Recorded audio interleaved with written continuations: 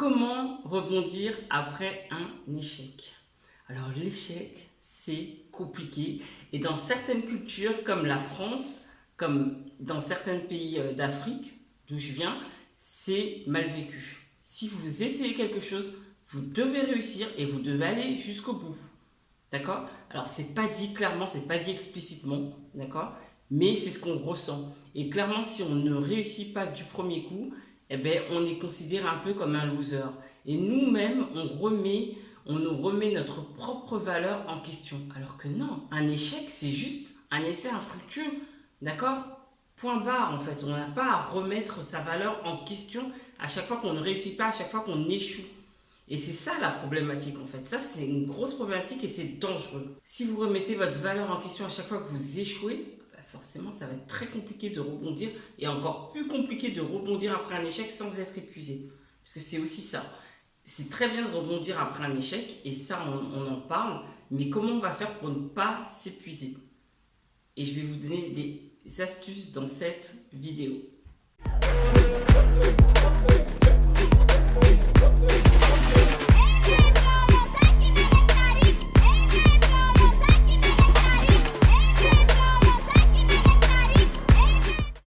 Moi, je suis Fanta Barou et j'aide toutes les personnes qui veulent performer dans leur activité, qui veulent réussir à exprimer leur plein potentiel. Mais vous n'y arrivez pas, vous avez un blocage, vous avez un frein.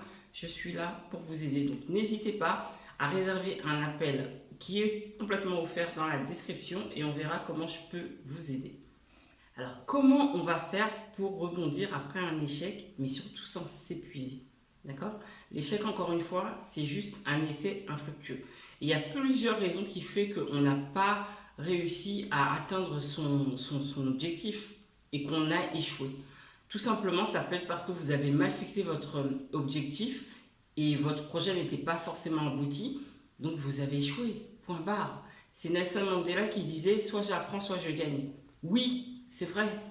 Et ce n'est pas un échec si vous apprenez. Mais la difficulté de ça, c'est que de se dire « ok, je vais rebondir, mais j'ai eu un échec, je rebondis, mais j'apprends pas de mes erreurs. Et là, je m'épuise. » Et ça, c'est pas bon. D'accord? Lorsque vous échouez, il faut que vous appreniez de vos erreurs et que vous notiez, que vous réajustez. Sinon, ça ne sert à rien. Parce que ok, on échoue, ok, on rebondit, mais quels sont les apprentissages? Qu'est-ce que vous avez appris? Qu'est-ce que vous avez noté? Qu'est-ce qu'il faut faire différemment? Ça ne sert à rien de s'entêter en fait.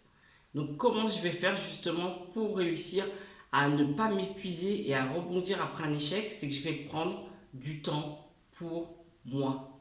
Oui, je vais prendre du temps pour moi. Et ça, c'est important. Pourquoi? Parce qu'à un moment donné, il faut faire des pauses. Vous savez, j'aime bien dire, même les kangourous, ils font des pauses. Oui, ils rebondissent tout le temps, mais ils font des pauses. À un moment donné, vous devez vous arrêter. Et vous devez prendre ce temps-là de l'introspection pour vous poser et vous demander pourquoi vous avez échoué. Et ne rebondir comme ça sans arrêt, ça n'a pas de sens en fait. C'est à un moment donné, vous allez vous épuiser. Donc on ne peut pas rebondir après un échec comme ça tout le temps, sans être épuisé, sans avoir pris du temps pour soi et de s'être reposé. Moi, vous savez, j'ai des clients avec qui je travaille et parfois je leur dis, là c'est stop, là tu me prends une semaine et tu ne fais rien. Et c'est toujours hyper compliqué parce qu'on entend partout, non il faut remonter à cheval, non il faut rebondir. Ok, mais on n'a jamais dit qu'il ne fallait pas faire de pause. Ok, c'est entre les lignes, c'est logique, mais visiblement, c'est pas logique pour tout le monde. Mais il faut faire des pauses, les amis. Je vous assure, si vous ne faites pas de pause, vous allez vous épuiser après l'échec. C'est pas l'échec le problème, c'est le fait de ne pas prendre du temps après d'introspection et de se poser, de faire autre chose. Ça libère l'esprit, faites du sport, faites ce que vous voulez, faites quelque chose qui est totalement différent de votre projet, mais faites des pauses. C'est vraiment important. Ça va être la clé numéro 1 pour réussir à rebondir après un échec. La deuxième clé pour rebondir après un échec, ça va être, alors c'est presque comme la clé numéro 1, c'est de prendre une pause, mais surtout d'écouter son émotion. Ça, c'est primordial. Et je sais qu'on a du mal à écouter son émotion. Pareil, moi, dans la culture dans laquelle j'ai grandi, Voilà, on ne parle pas de ça. Clairement, on ne parle pas de ça. On a tous des émotions, mais on n'en parle pas. Donc, c'est difficile d'exprimer son émotion. On ne sait pas comment le faire. On doit montrer qu'on est toujours fort. Mais non, en fait. Parce que ça, si vous avez un échec et que vous rebondissez après à chaque fois sans avoir eu le temps pris du temps pour vous d'écouter votre émotion, de vraiment ressentir ce que vous ressentez, et bien vous allez vous épuiser et vous allez arrêter après. Donc on s'arrête et là on prend le temps de s'écouter, d'accord? On prend le temps de s'écouter, qu'est-ce que je ressens? Qu'est-ce que j'ai besoin? De quoi j'ai besoin à l'instant T? D'accord? Et là on ne rebondit pas, on prend du temps pour soi, on écoute son émotion. Mais c'est super important, vraiment. Ça, c'est une clé très importante pour rebondir après un échec. D'écouter son émotion. Parce que sinon, ça ne sert à rien.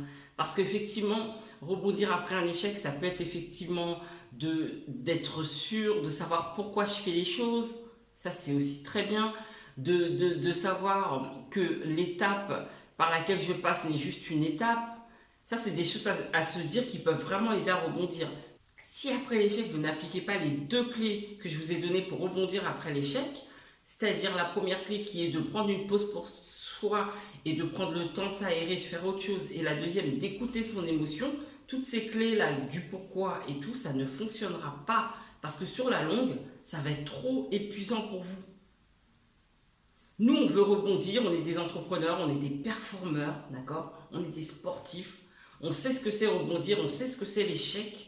Il n'y a pas de souci. Mais on est des êtres humains avant tout.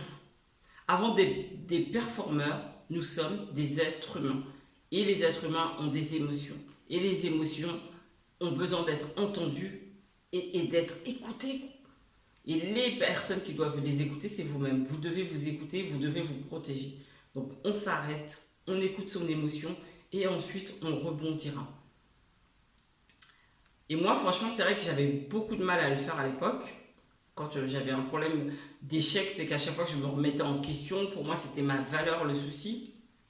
Parce que j'avais une mauvaise estime de moi. Et c'est vrai que quand on a une mauvaise estime de soi, tout de suite, on va remettre sa valeur en question. Alors que non, un échec, c'est un échec. C'est qu'il y a des choses à apprendre, il y a des choses à réajuster. Et tant que vous ne le faites pas, ça ne fonctionnera pas. Et remettre votre valeur en question, c'est juste dangereux et ça vous fait juste reculer. Rien d'autre en fait. Donc ça ne sert à rien. Et ça ne va pas résoudre le fait que vous faites que échouer et échouer de nouveau. Donc l'échec se résout par des solutions et elle se résout par les 2 clés que je vous ai données. C'est de faire des pauses, de s'aérer l'esprit. Et l'échec se résout aussi par le fait tout simplement d'écouter son émotion. Donc voilà, donc j'espère que j'ai été claire, que je vous ai aidé. Dites-moi en commentaire, ça m'intéresserait si vous comme moi, vous avez eu du mal à écouter vos émotions. Est-ce que vous avez grandi justement dans une famille, dans un environnement où c'est compliqué d'écouter ses émotions et où l'échec n'était pas forcément permis, mais c'est pas grave.